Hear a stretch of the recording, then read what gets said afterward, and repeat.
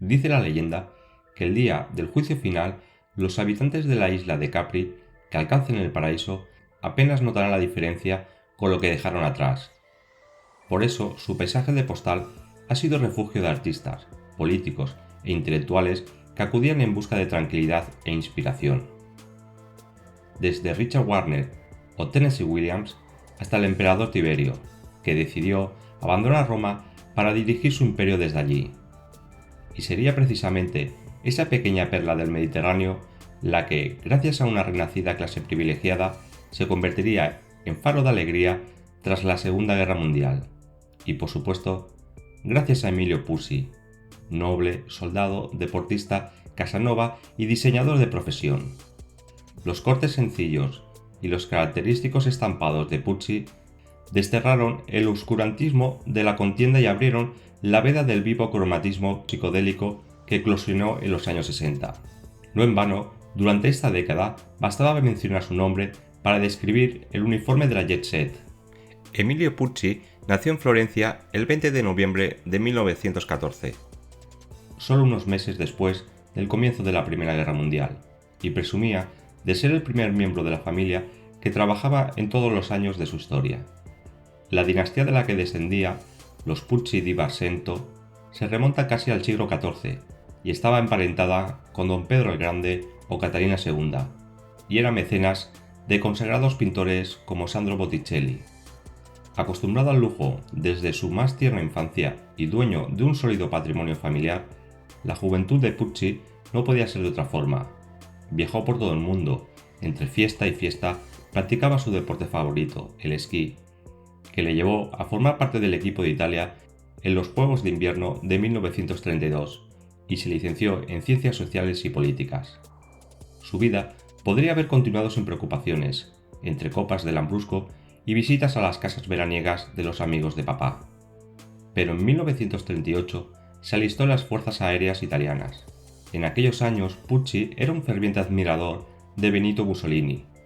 Pilotaba bombarderos y llegó a ser condecorado por su valor, pero cuando volvía a tierra se convertía en un aristócrata seductor, asiduo a fiestas de alto standing. Así fue como frecuentó el círculo más cercano del Dus y entabló amistad con el yerno de este, Galeazzo Ciano, quien fue ministro de Asuntos Exteriores desde 1936 a 1943. Esta relación desencadenaría uno de los episodios más desconocidos y espectaculares de la vida del diseñador, una mezcla de aventura romántica y misión de guerra. La historia arranca cuando Mussolini ordena la detención y posterior condena a muerte de Galeazzo Ciano, quien se había convertido en la mano derecha del dictador y en el depositario de importantes secretos de Estado. Consternado ante la decisión del Dutch, Pucci, entonces teniente, diseña un plan para ayudar a escapar a Eda Ciano, esposa de Galeazzo e hija de Mussolini. Mucho se especularía sobre este generoso ofrecimiento. El matrimonio Ciano era muy abierto y liberal, y ambos ostentaban una larga lista de amantes, así que aquello parecía más un invento de salvar a la mujer amada que al amigo.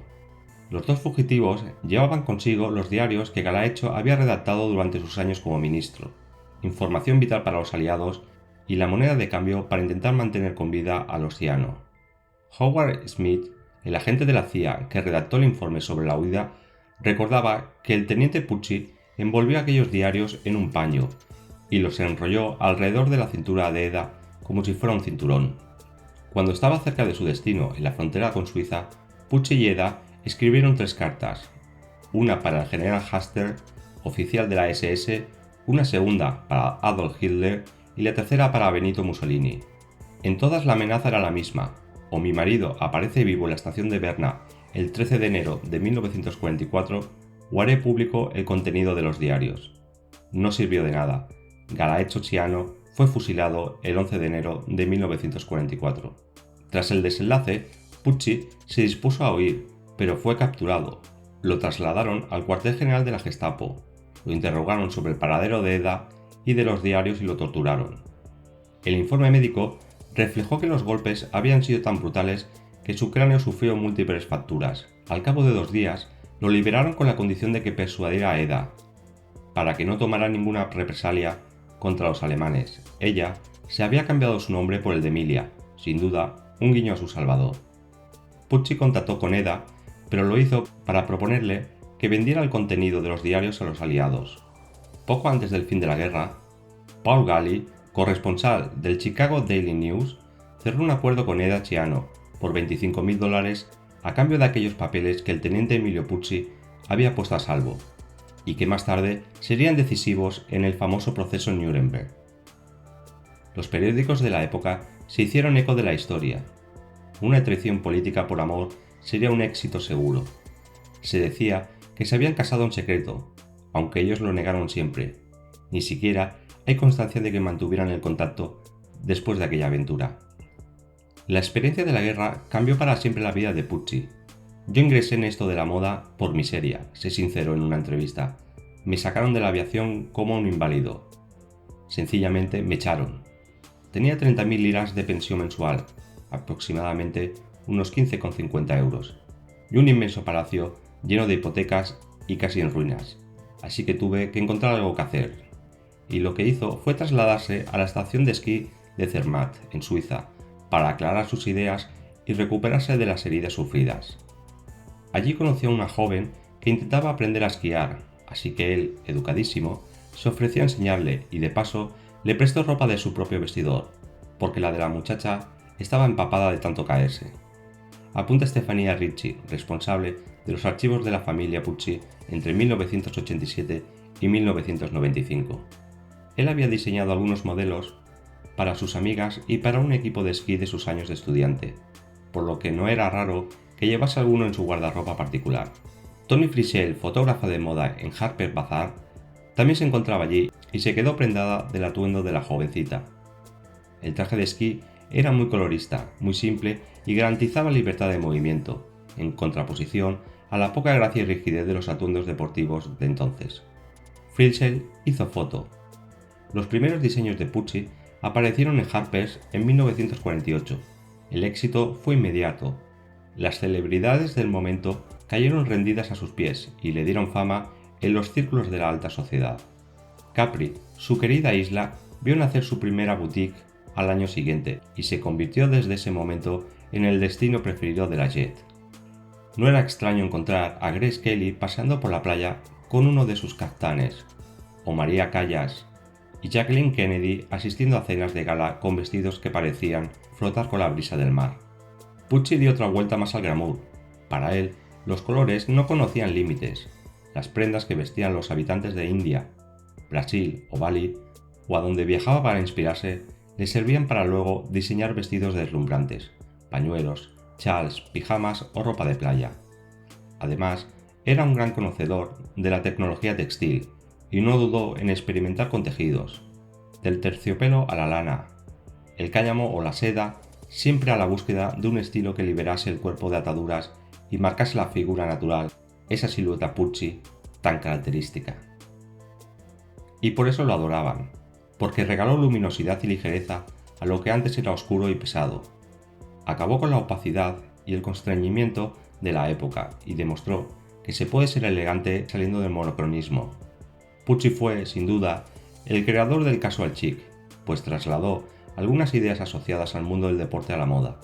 La parca, por ejemplo, utilizada solo en la aviación, se convirtió, gracias a él, en imprescindible para los fashionistas de la época. A Stanley Marcus, propietario de la lujosa cadena de tiendas Neiman Marcus y del prestigioso premio del mismo nombre, le fascinó su sofisticación y le animó a diseñar blusas y vestidos de seda con un estampado que pareciese arrugado. Pucci tuvo tanto éxito que en 1954 se llevó el Neiman Marcus de ese año. La evolución se está moviendo tan rápido que es la revolución. Y en tales periodos creo que hay personas que hacen de canales por donde fluye esa corriente. Yo a mi manera me siento como uno de esos canales, decía el diseñador de sí mismo. No ha habido celebrity que se haya resistido a los encantos de Pucci, desde Audrey Hepburn, Sophia Loren o Kylie Minogue, pasando también por Victoria Beckham, y sobre todo Marilyn Monroe. El Pucci con el que la actriz fue enterrada fue el vestido verde pálido con el que había aparecido solo unos días antes de su muerte, en una rueda de prensa en México, y que despertó la admiración de los periodistas. Si os gusta así, Deberíais verlo colgado en la percha, bromeó ella. Aunque no solo las mujeres se rendían a los encantos de Pucci, su éxito era tal que todo el mundo solicitaba sus servicios. En 1965, la compañía aérea Braniff le propuso renovar el vestuario de su personal de vuelo. Sus diseños incluían jerseys de cuello alto, camisetas, chaquetas y faldas pantalón. Lo más novedoso, una capucha de plástico que protegía de la lluvia el peinado de las azafatas mientras iban desde la terminal al avión. Y como el cielo se le quedó pequeño, su siguiente desafío fue la luna. Él diseñó, a petición de la NASA, el logotipo de las 3 aves que lucirían los astronautas del Apolo 15. A cambio, se ofrecieron a llevar artículos de Pucci para que orbitasen alrededor de la Tierra. La clave de su éxito la dio en una entrevista en 1971. Según decía él, muchas personas en todo el mundo saben quién es Emilio Pucci y en cambio ignoran quién descubrió la penicilina. Creo que eso se debe a que el creador de moda ofrece cosas que producen alegría. Mujeres que han comprado mis diseños me escriben para decirme que son felices. Pucci no solo fue diseñador, también tuvo tiempo de ejercer como diputado en la Cámara italiana por el Partido Liberal de 1963 a 1972 y de casarse para disgusto de sus muchas admiradoras. Fue Cristina Nannini, una bella baronesa romana, la que le llevó al altar. De ese matrimonio nacieron 2 hijos, Alejandro, fallecido en un accidente automovilístico en 1998, y Laodomia, actual vicepresidenta de la firma tras la compra por parte del grupo Louis Vuitton, y que se hizo cargo de la marca a la muerte de su padre en 1992. Emilio era un aristócrata de los de antes, muy agradable y guapo. Hablaba muchos idiomas, italiano, inglés, francés, ruso, etc. Amaba a las mujeres y ellas a él. Incluso cuando ya era mayor, resultaba tremendamente sexy. Era curioso, inteligente y supo aplicar sus experiencias pasadas a la moda, como cuando fue piloto o esquiador profesional. Durante décadas, los diseños de Pucci han sido símbolo de éxito social, estilo y gusto refinado. Sus pantalones eran de uso obligado para las damas más elegantes. Inventó una manera de vestir que era imprescindible, prendas de confección simple, elegantes y con tejidos innovadores extraordinariamente bellos y fantásticos. Emilio Pucci murió sintiéndose orgulloso de no haber sucumbido a los nuevos estilos que, en los años 80, tomaron las calles italianas. La sexualidad de Dolce & Gabbana o el neoclasicismo de Versace nunca hicieron mella en él. Decidido, como estaba a mantener su esencia hasta el final. Para Pucci, la moda no era un fenómeno de consumo, sino una forma de recuperar una multitud de cosas olvidadas, o quizás de mantenerlas en el recuerdo, como su querida Capri.